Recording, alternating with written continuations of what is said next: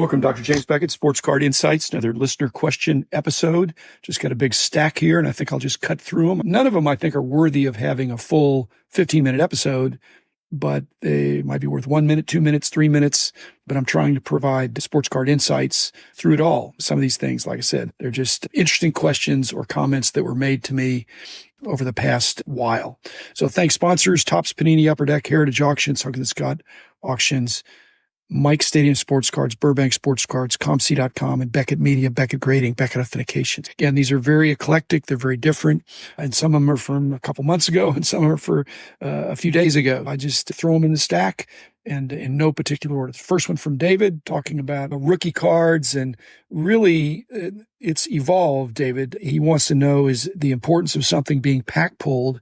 Is it about the pack, or is it about the fact that the set was distributed nationally and was widely available? That was all the same thing in the 50s, 60s, 70s, and 80s and early 90s for the most part. There were some box sets, which again put them into the XRC category at that time.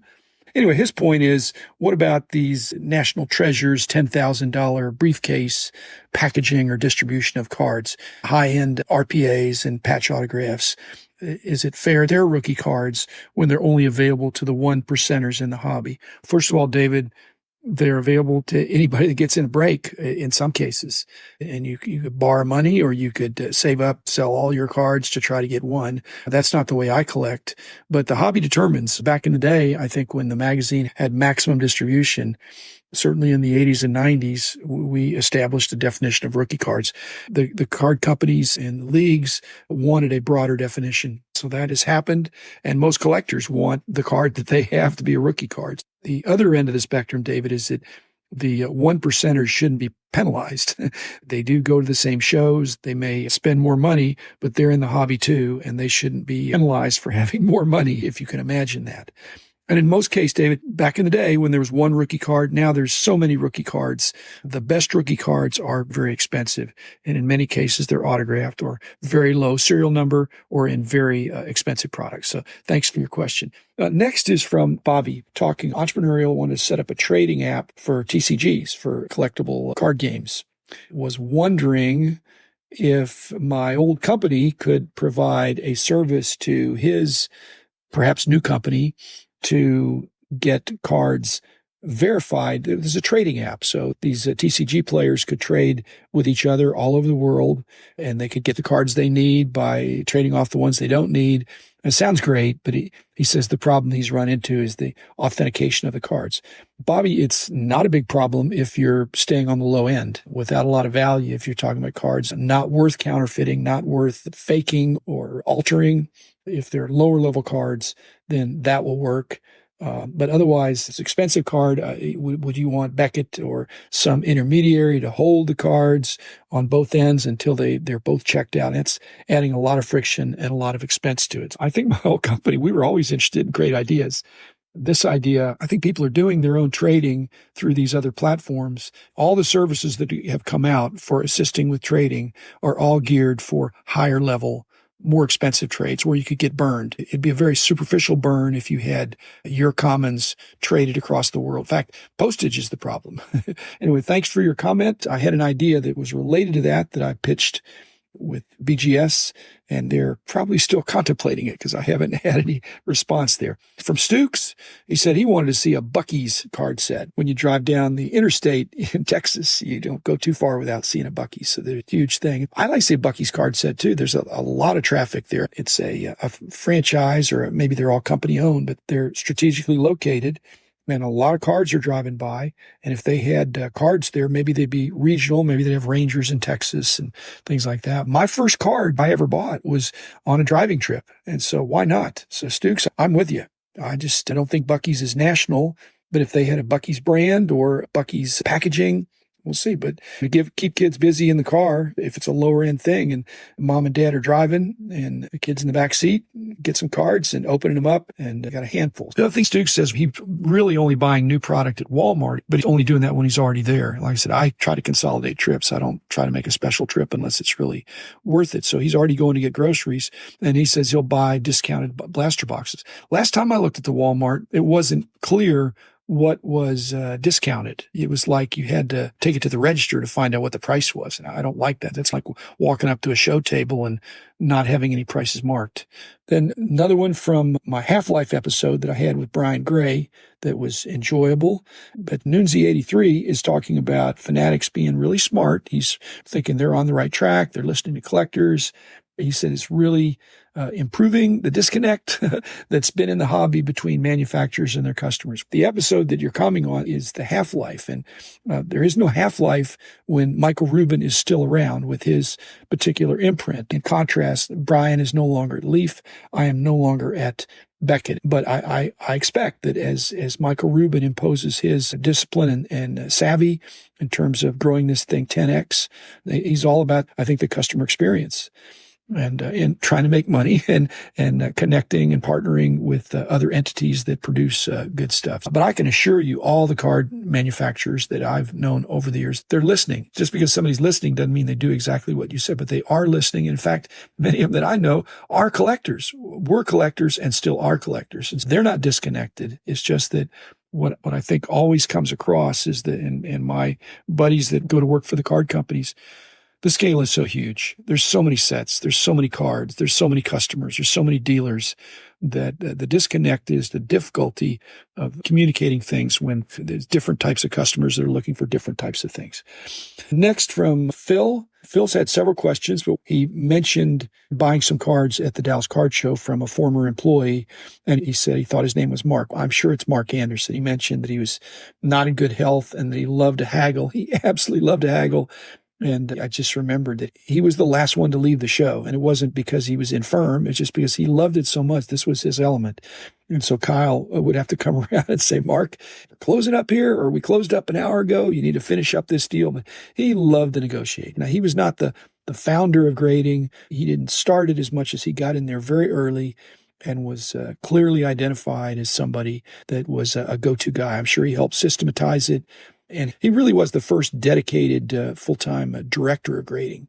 Just a great guy, certainly missed by all who knew him. But also Phil talked about getting a Frank Robinson PSA 1 that he thinks is fabulous because it had a pinhole. He said, but for the pinhole or a needle hole, whatever it was, that you could barely see, it would have been a 9.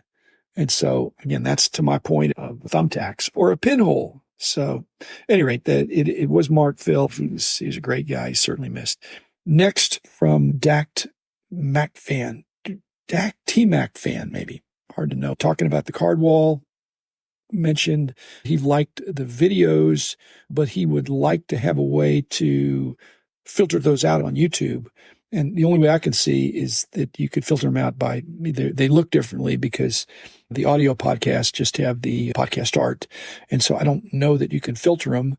I've been working with my web design group for the podcast webpage to be able to do that. I've asked them for that, and they don't have that yet. Finally, he talks about the fact that he thinks it's an issue, and actually it is an issue, that the label on BGS cards sometimes slide or shift. And it's just frustrating that it's slotted in there, but if it gets knocked in a certain way, sometimes it slides down a little bit. It doesn't come all the way out, obviously, because it's hermetically sealed, but it'll be there. And he said the person, when he bought it and he got it and he complained to the eBay seller, told him to pound it on the floor to get it to shift back into place. Please don't pound it on the floor, but you can generally tap, whether it's down or to the right or to the left, and you just gently bump it back in there. He says it's a big flaw.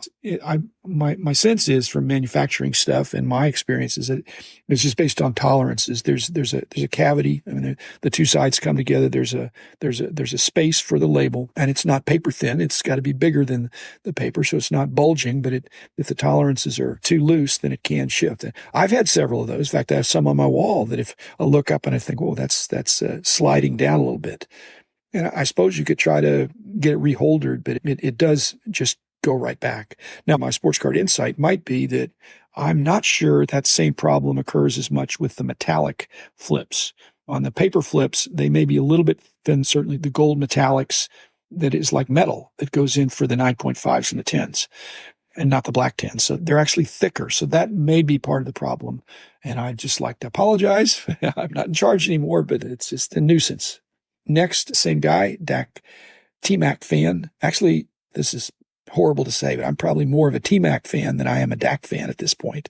T-Mac also didn't, I think, win any championships. And Dak's been entertaining too, but T-Mac was awesome. But he's a fan of Carmelo Anthony. He says he's really looking forward to seeing which Carmelo Anthony ends up on the wall. But that's the dilemma. I just do one per player.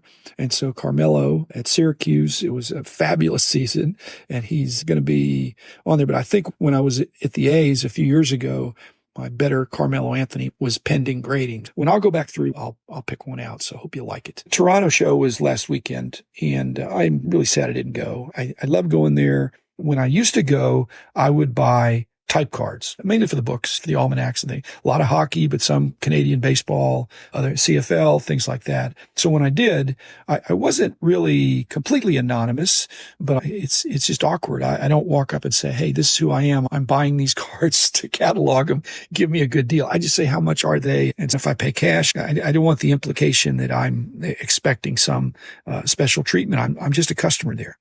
Consequently, in those days when I would buy at the Toronto Sports Expo, I didn't really have very many bill of sales because that would be from the dealer to me, the name. Sometimes they'd want to know who you are. So there was very little of that. And a lot of the cards were different prices. So they could be cheaper. They could be a little bit more expensive. I wouldn't buy anything super expensive, but I could have a $1 card and a $100 card, but they're just cards. My point is, when you get to customs, they just see a box of cards. In most cases, I would leave the price stickers on there because I'm not going to get in trouble. I'm going to be disclosing. And so you have a certain level, I think it's maybe $600 then, it might be $800 now, that you can bring across without duty or paying customs. Actually, one time I got pulled aside and I paid extra a few times, but I think the duty is not a huge amount. But one time I got pulled aside and I had all these cards and put in a room. And I sat in there for a long time. And I may have told this story. And then the guy came in and said, hey, because they had my passport, they had all this stuff, said, oh, we were looking for a baseball so we get you to sign it because we're big fans. This was back in the heyday. This was back when Beckett hockey was going super strong. But nowadays, if I went next time and I bought $800 worth of dollar box cards, let's say. So I bought $800 box cards for $1. And I try to go through customs and I say, I've got $800, which happens to be the limit. And so I want to get them through. If the guy's a collector, he looks at them, he says, wait a minute, you say they're dollar cards, but I think they're $5 cards. Because when I'm looking in the dollar box, I'm trying to pick out better cards. And so they may be nominally worth $5. Or he says, hey, you had to pay more than $1 for these. I'm saying, no, I picked out the best ones in the dollar box. So the guy's going to say, I'm not buying. If they said they won't buy it, what would happen to me? And so I was just role playing this with myself and realizing I'm standing there trying to get through to make my flight. If he says they're $5 cards, I've got 800. And I truthfully have said I paid 800 for them, but I might not have a receipt or bill of sale. So he says they're worth $4,000. Therefore, I'm going to owe the difference between 800 that I can get through and the 4,000 that he says they're worth. And again, assuming they're all Canadian, they're not U.S. produced, all that loophole. So I've got $3,200 over the limit. If that's a 3% duty, that's a little bit less than $100. So basically, the worst thing that would happen. So now I'm talking myself into going to Toronto, realizing that I think I could go have some fun at the dollar box up there. Again, they'd be hockey dollar boxes, which you don't see down here very much. So thanks, everybody. Another interesting episode of multiple questions. Thanks for your questions. Keep them coming. And I'll be back in a couple days.